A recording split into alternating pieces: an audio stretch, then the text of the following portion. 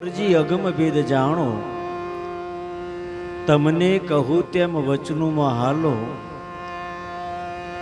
આદિ આદિ ધર્મ નિજાર પંથ મોટો, પછી તમે તારે મોટા મુનિવર થઈને માલો.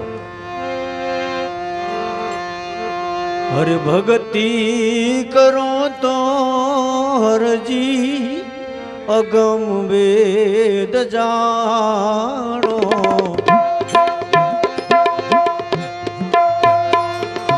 ભક્તિ કરો તો હરજી અગમ ભેદ જાણો. પછી મોટા મુનિવર થઈને માલો રે.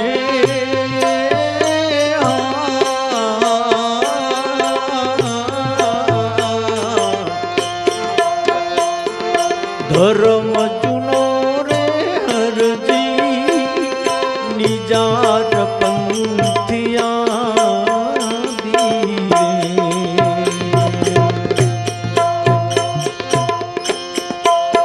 બોલી રામા પીરનો જય. ખરેખર જ્યારે કોઈ બી રામદેવ પીરનું મંદિર હોય, બનાવ્યું હોય, એની પ્રતિષ્ઠા કરવામાં આવે ત્યારે શું લાવવામાં આવે છે? ત્યાંથી રણુજાથી રામદેવ પીર લાવો છો કે રામદેવ પીરની જ્યોત લાવો છો? હા, કેમ જ્યોત? રામદેવ પીરને લાવવાતા ને. છેલ્લા આપણા અવતારી પરમાત્મા રામદેવ પીર થઈ ગયા. એમનું વચન છે કે જ્યારે કોઈ પુરુષ એના ઘરે પાટ મંડાવે અને ચોખા ઘીની જો ખરેખર બત્તી કરે, ગોગળનો ધૂપ કરે અને ખરેખર એક સફેદ કપડાનો જો ઘોડો કરે અને જો મને હૃદયથી અંતરથી જો મને યાદ કરે તો હું હાજર હોઉં છું. અને મારું સ્વરૂપ જ્યોતિ સ્વરૂપ છે, બીજું જ્યોતિ કોઈ સ્વરૂપ મારું નથી. તો આજે ખરેખર ધન્યવાદ છે આપણા પરમ પૂજ્ય ગંગારામ બાપુને.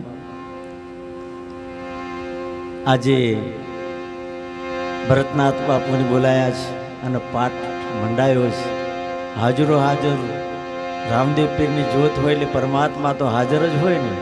અને એમાં સાનિધ્ય ભોડીવાળી માં હોય અને પરમ પૂજ્ય અમારા વિરમદાસ જેવાની હાજરી હોય. અહીંયા વળી આજ તો અમરજીત મહારાજ પધાર્યા છે મોકળીથી.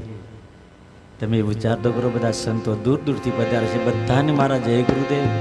અને ભાવનાબેનને તો ખરેખર અમને પરિચિત છે ત્યારથી એમ જ લાગે એમની નિર્મળતા અને સેવાનો ભાવ એટલો બધો છે કે ન પૂછો વાત. એ તો ઠીક અહીંયા એક પિતાના બુંદમાં વાત હશે તો બામાં આવી છે, નહીતર આવે નહીં. અહીંયા કંઈક પડ્યું છે તો ત્યાં જ આવ્યું છે, નહીતર આવે નહીં. એટલે ધન્યવાદ છે એમના પિતાશ્રીને.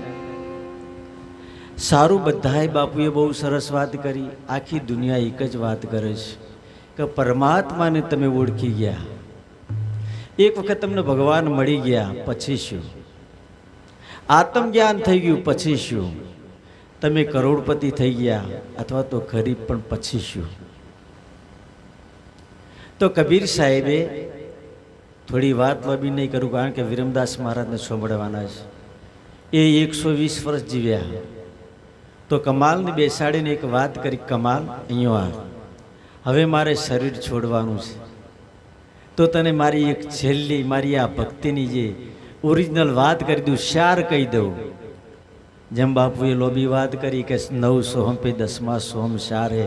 આખી ભક્તિનો શાર છે ને બહુ કોઈ જુદો છે કે ભાઈ 85 ભાવનો આ શરની અંદર ચાલે છે, એમાં મુખ્ય 10 ચાલે છે, એમાં 3 મુખ્ય ચાલે છે, એમાં 1 અને 9 સોહમ પે 10મા સોહમ શાર એનું આમ સંતોએ આત્મા કીધો છે.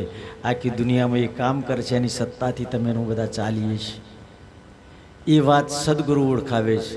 પણ એ વાત જેમ દાખલા તરીકે બાવજીને ફિટિંગ કરેલું છે, એ જ જો ખરેખર હેલ્પર મારા ત્યાં આવીને ફિટિંગ કરી જાય અને એટલો જ ખર્ચો. પણ મેં ચોપો પાડી તો લાઇટ ન થઈ, તો પછી બાપુને ટેલિફોન કરું કે મારે લાઇટો થતી નથી ને તમારે થાય છે. એટલે કે તમે કનેક્શન લીધું છે કે નહીં? મેં કીધું ના.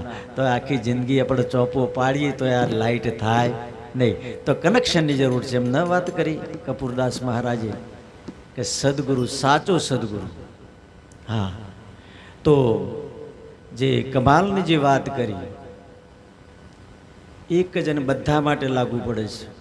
તમને કદાચ પરમાત્મા મળ્યો હોય, ના મળ્યો હોય, આત્મજ્ઞાન થયું હોય કે ના થયું હોય, પણ એમને જે છેલ્લી એમનો અનુભવ કીધો છે, 100 વર્ષ 120 વર્ષ જીવ્યા છે, એમના અનુભવની વાત કરી છે કે લેને કો હરિનામ, દેને કો અન્નદાન, તરવામાં આધીનતા અને ડૂબવામાં અભિમાન. તારાથી લેવાય તો બસ એક નામ લેજે, તને ખબર પડે યા ન પડે, પણ તું એટલું તો કહી શકે ઉઠે એટલે હે ભગવાન, હું કામી, ક્રોધી, લોભી, લાલચું છું, મને કોઈ ખબર પડતી નથી. તું ખવડાવે છે તારે ખાવું છું, ઊંઘાડે તારે ઊંઘું છું, ઉઠાડે તારે ઉઠું છું, જે તું કર્મ કરાવશે તે કરું છું, મને કોઈ ખબર પડતી નથી, હું એક નિમિત્ત માત્ર થઈને કામ કરું છું. એ ભગવાન તું લાજ રાખજે. આટલી વાત તો કરી શકીએ ને? કારણ કે જો માના ખોળામાં બેઠા હોય તો બાળકની માં બધી ખબર રાખે છે. તો તમે હું ભગવાનના ખોળામાં બેસીએ તો આપણું ધ્યાન રાખે કે ન રાખે? રાખે. પણ એના થવું પડે, સમર્પણ ભાવ થવું જોઈએ. બીજી વાત કરી, લેને કો હરિનામ, બીજી નામ કેવું છે? આપવું હોય તો શું આપવાનું? લેને કો હરિનામ ઓર દેને કો અન્નદાન. જો તમે કોઈની ઓતરડી ઠારશો તો તમારી ઠરશે, નહીતર કોઈની તમે બાળશો તો બાળ્યા વગર રહેશે નહીં. તો બસ મોટામાં મોટું કયું દાન છે? અન્નદાન. કેમ? આ અન્નથી મન બને છે. તમે સાત્વિક ભોજન કોઈને તમે સાચા હૃદયથી ખવડાવશો તો એની ઓતરડીમાં એક તો ઠર્યા વગર રહેશે નહીં, એને સત્ય જ્ઞાન થશે, થોડી ઘણું એનું મન બદલાશે, પણ સાચા ભાવથી. જેમ આપણા ઘરવાળા ઝઘડું કરતા હોય ને, રોટલા બનાવે અને એ તમે રોધેલું ખાવ તો તમારામાં પાછો કકડાટ આવ્યા વગર રહે નહીં. એટલે અનાજ વસ્તુ એવી છે, અહમ વૈશ્વનર, કે અન્નને હું પચાવું છું. જેમ યજ્ઞ છે ને, પરમાત્માનું દેવોનું મુખ કયું છે? અગ્નિ. એ તમે જે આપો છો ને એ પરમાત્માને મળે છે. એમ અહીંયા તમે જે અનાજ નાખો છો એ અન્નને પચાવવાવાળો કે હું અન્નને હું પચાવું છું, એવું ગીતામાં લખ્યું છે, કૃષ્ણ ભગવાને લખ્યું છે. તો તમે કોઈની ઓતરડી ઠારશો તો તમારી ઠરશે, અને તમે ભગવાનને જ જમાડી રહ્યા છો એ વાત નક્કી છે. તમે માણસને જમાડતા ને ભગવાનને જમાડી રહ્યા છો. એટલે લેને કો હરિનામ, દેને કો અન્નદાન, અને તરવામાં આધીનતા. જે દેવી દેવતાને માનતા હોય, આ સદગુરુને માનતા હોય, એના આધીન એટલે સમર્પણ. તમે એક નિમિત્ત માત્ર થઈ જાઓ, કરતા ભાવ લાવો નહીં, તો તમને કોઈ કર્મ લાગુ નહીં પડે. નહીં તો તમે ભલે ગુરુ 10 કરાય, પણ હું જ કરું છું ને મારા જેવું કોઈ છે ને, હું જાણું છું બધું મારા છે, કોઈ કરી શકે એમ છે જ નહીં, તો એ વાત ખોટી છે. એ કરત હૈ ઓર કુ કરાયો, નામ ધરાયો ઓર કા હાથ કિસુ કો આવે નહીં, એસા તસ્કર કોણ થા? આ કોક છે માનવ કે હું કરું કરતલ દૂજો, કોઈ આદરા ધ્વજ રહે મારો હરી કરે શું હોય? આપણું ધારેલું તો બધું એમને એમ રહી જાય છે. ઊંઘ્યા પછી કોણ ખબર રાખે છે તમારી મારી? આ પક્ષીઓ ઝાડ ઉપર સૂઈ જાય છે તો પડતો નથી, કોણ ખબર રાખે છે? એ ઝાડ ઉપરથી પડી ના જાય પણ એ ખબર રાખે છે. તો આ બધું હરતા કરતા પરમાત્મા છે, આટલો તો વિશ્વાસ રાખો. જ્ઞાન થયા પછી તમારે ને મારે ખરેખર શરણાગતિ તો આપણે નહીં સ્વીકારીએ ને તો જ્ઞાનનો અહમ આવશે કે હું જાણું છું, પેલો કંઈ જાણતો નથી. એટલે એક નાના થજો મોટા. આધ્યાત્મિક લાઈન છે, ભક્તિ લાઈન મોટા થવાનો વિષય નથી, નાના થવાનો જરૂર છે.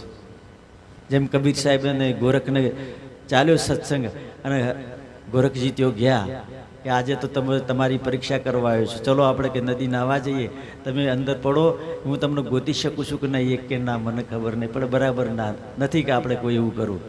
તો પછી કે હું અંદર પડું, તમે મને ગોતો.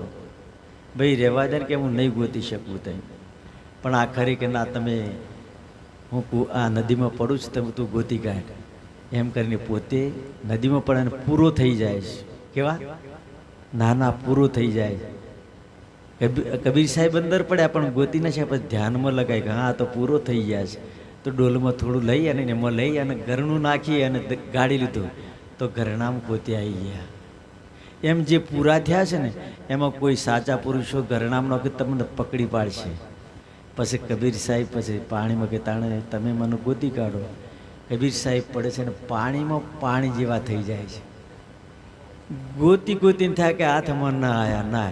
તો બાપ ભક્તિનો માર્ગ છે થોડો ઝીણા થવાનો, પાણી થવાનો. જો તમારામાં સૂક્ષ્મ આમ આવશે તો એક વખત ગમે ત્યારે કોઈ ગળ્યું નોખવાર આવશે એમાં તમને પકડી અને ફેંકી દેશે. આ વાત લખી રાખજો. એટલે ખરેખર હવે મારે ભજનનો કહી દઉં.